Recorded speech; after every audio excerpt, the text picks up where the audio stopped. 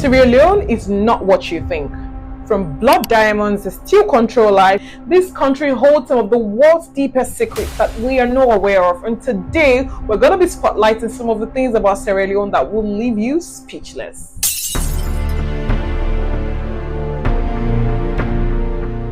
Hi there, welcome to Bicam's YouTube channel. A channel for Africans by Africans. Be alive. Before I go any further today, I'd like to say a very big thank you to every single one of you that watch our videos every time we upload them. It means a lot to us. Our heart is filled with gratitude, and this thankfulness is coming from all of us at the Bicams Media House, and we are very, very grateful. Thank you so much. So today we have another banger video for you. I know the title and the intro drew you closer, but it's not as deep as you think. I'm just going to be spotlighting some things about Sierra Leone that are very shocking. Most of it is dark, while some are just funny. Like the number one that we are starting with today is their intense and immense sugar addiction.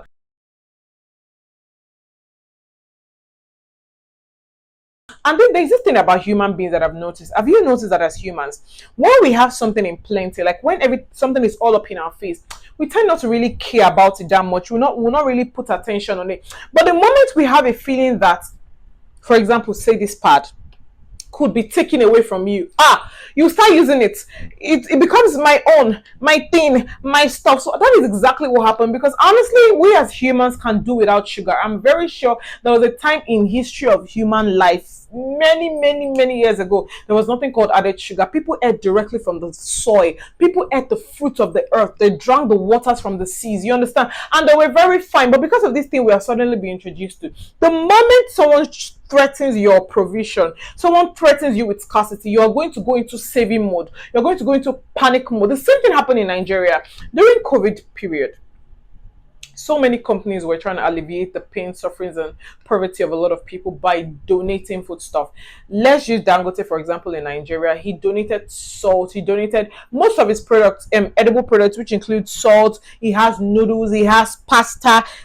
A lot of things like that. Did you know what happened? Some of our politicians stuffed these things in the warehouse. They kept it. Do you know that noodles were kept for so long they began to soil? Yes, it's that bad, because they felt, COVID is here to stay. It's going to take a long time before it goes. So you know what? Let's keep this thing until it is very needed. They will start to give it out to people, but most of them ended up spoiling. And the other ones that did not spoil, people took them by force, and there was a bloodbath. Yes, I think there was a time that people started to I don't know whether it was whistleblowing or somehow strangely people just started knowing where these palliatives were kept, and there was looting. People looted these things. There was a stampede at one very place somewhere in Lagos. I don't know if it's Egbeda, so I can't really remember. There was a stampede. People were tripping over themselves, were matching themselves. It was terrible. It was terrible. So I think this is the case of the sugar thing with Sierra Leone right now. And I would like you to know that Sierra Leone has now become one of the world highest sugar consumption rate per capita. And like I said earlier, this is directly linked to a black market sugar consumption crisis. And speaking about sugar, because of course this is a YouTube channel, and one thing we are very particular about in Bicams here is we don't just only entertain. We would love to educate you and love to inform you. So if you're watching this video right now and you're a sugar eater, I would like you to cut down on sugar, because trust me, the cons for sugar outweighs the pros. The disadvantages outweighs the advantages. Yes, I think the only thing sugar does to us is taste buds.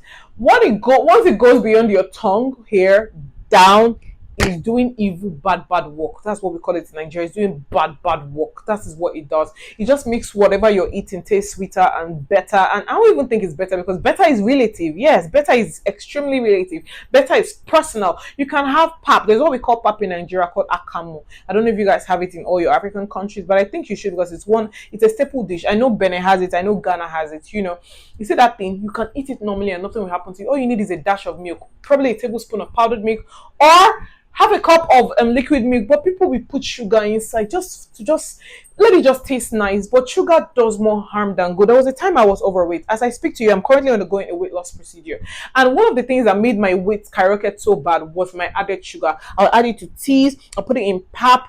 I'll add it to anything edible, and I'll also eat things that are very high in sugar and are even over processed. Talk about your cakes, talk about your cookies, your biscuits, your fish rolls, your sausage pies. I'm not saying eating these things are bad, like bad, bad. No, eat these things, but then in moderation. But when you eat so much of sugar, as women, it's not even great for you. You're going to be having migraines. You're going to have vision. Your vision is going to be very foggy, because that was the things that, these are the things that I started to notice, that I started finding solution before it now linked me back to my sugar consumption. So talking about sugar, it's something you should reduce, or if you can, totally eradicate it. But even the WHO Health Organization said that sugar is more addictive than cocaine, because sugar goes directly to your brain.